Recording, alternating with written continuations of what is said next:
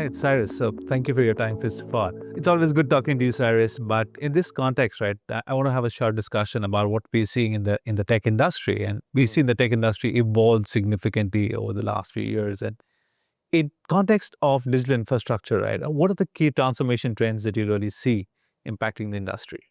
Yeah, so I would say there's probably two have been transformative. The first one is absolutely the advent of the cloud and the level of cloud adoption, and we're seeing that across APAC kind of uniformly.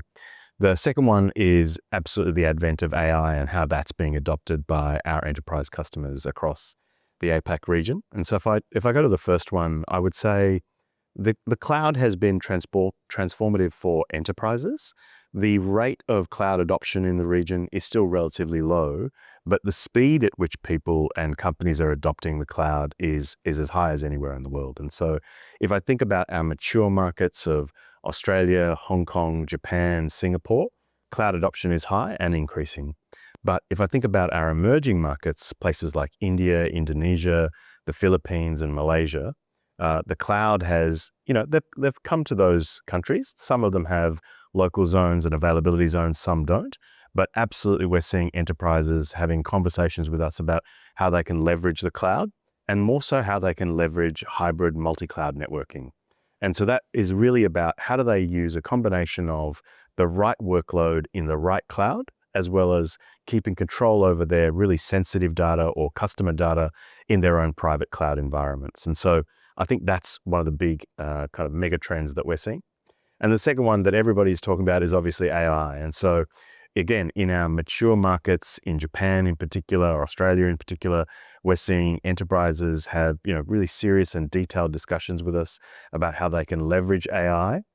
And then in some of our more emerging markets, whilst we're not seeing as much demand for AI, we are starting to see green shoots. And so I have no doubt that whilst we're probably trailing behind the Americas in terms of AI adoption, we're going to get there pretty quickly.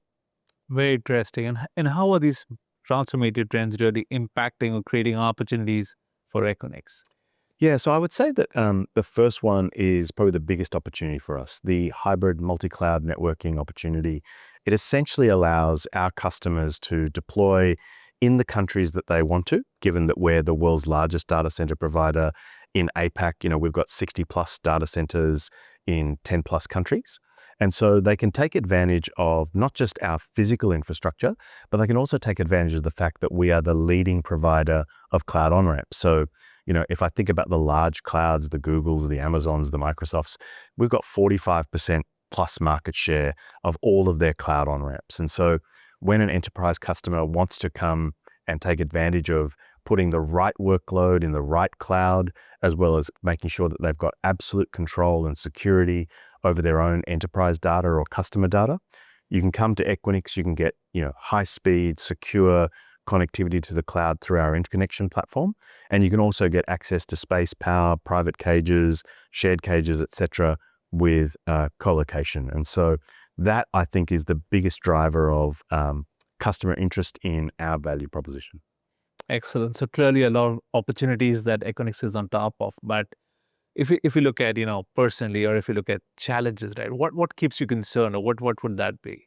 Yeah, so I would say that the Asia Pacific region, it is the hottest market, is the hottest sector, and it is growing really, really rapidly. But with growth comes challenges. And one of those challenges is how do governments across the region manage the growth in the data center space? And particularly, how do they manage the precious resources like their power and their water?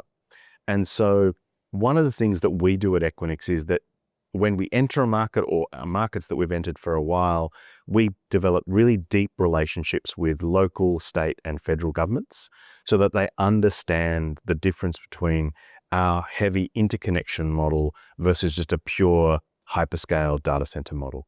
So that they understand that we're bringing value to their economies, we're bringing high-skilled jobs to their economies, we're helping digitize their economies. That helps us then when we're talking with utility providers and water providers, because they know that unlike a lot of private equity-backed or fly-by-night operators, when we sign up or when we want power to our site, they know that we've got 10,000 plus customers globally that we're going to bring to that location, and we're actually going to draw on that power.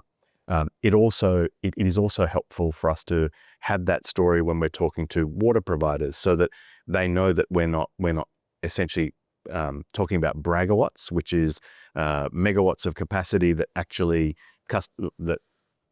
providers are claiming to be building in the future, but actually are never going to get built. And so I think when I think about the challenges, I think about how do we sustainably manage the growth of the data center industry across the region. I'm part of the Asia Pacific Data Center Association, and in my role on that, we advocate, with governments, with utility providers, about the benefits of the data center industry. And so managing that going forward, especially in emerging economies like Malaysia, like India, like Jakarta, like the Philippines, is going to be really, really important. So with these shifts and the opportunities and challenges, right? What are the key pivots or tenets of the strategy that Equinix is really looking at to continue to drive the growth piece here? Yeah, sure. So we've got a new CEO, Adair Fox-Martin, who joined us from our board to become the CEO about 12, 18 months ago. And she laid out a really simple and very clear and visionary strategy. And it has essentially 3 tenets. But the one that I want to talk about is Build Bolder. And Build Bolder is all about how do we meet this moment in time in terms of the demand that we're seeing from our customers. And Build Bolder is all about not only just building large hybrid campuses where we can satisfy the demands of our retail business, small parts of our wholesale business, and our hyperscale customers all in one location that has really strong connectivity, really strong power and availability of power, and that we've built to satisfy the specific needs of each of those segments. And so I think from an Asia Pacific perspective, we will have those large hybrid campuses built in some of our more mature metros. But it's more than that. It's actually, when we think about building in our core interconnected retail data centers, as customers are asking us for larger deployments, more dense deployments. So instead of being asked for 50 kVA or 150 kVA, we get asked for 1 megawatt, 2 megawatts, 3 megawatts at a time. Having the ability to satisfy those requirements in a retail data center through technology such as liquid cooling, essentially is also part of Build Bolder. And so we're able to service the full spectrum of customer demand, from small deployments all the way through to hyperscale deployments.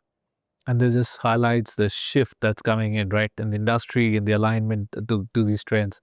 Yeah. One question that I always like to conclude with is, based on your experience and what you see in the market, right? If I ask you what would the top prediction be of how you see the industry evolving over the next 3 to 5 years, Yes. what would that be? So I think there's going to be one really big trend, which is I think there's going to be consolidation. I think at the moment we're seeing a number of parties enter the industry who are essentially financially backed. They don't have the 27 years plus of operational experience that Equinix has. They are entering the industry because they see the opportunity in front of them. But the reality is that designing, building, and operating a data center requires thinking about our business on a 20 plus year life cycle, not a 5 to 7 year life cycle. And so I think there's going to be a lot of consolidation. And I think that ultimately the winners are going to be Equinix, because we've got the history, the experience, the broadest customer set, we've got the best products, and we've got a core interconnection business that will sustain us. Excellent. So clearly there's a lot to watch out for, Cyrus, and I'm sure I'll continue the interactions with you. Thanks very much. Thank you very much. Cheers.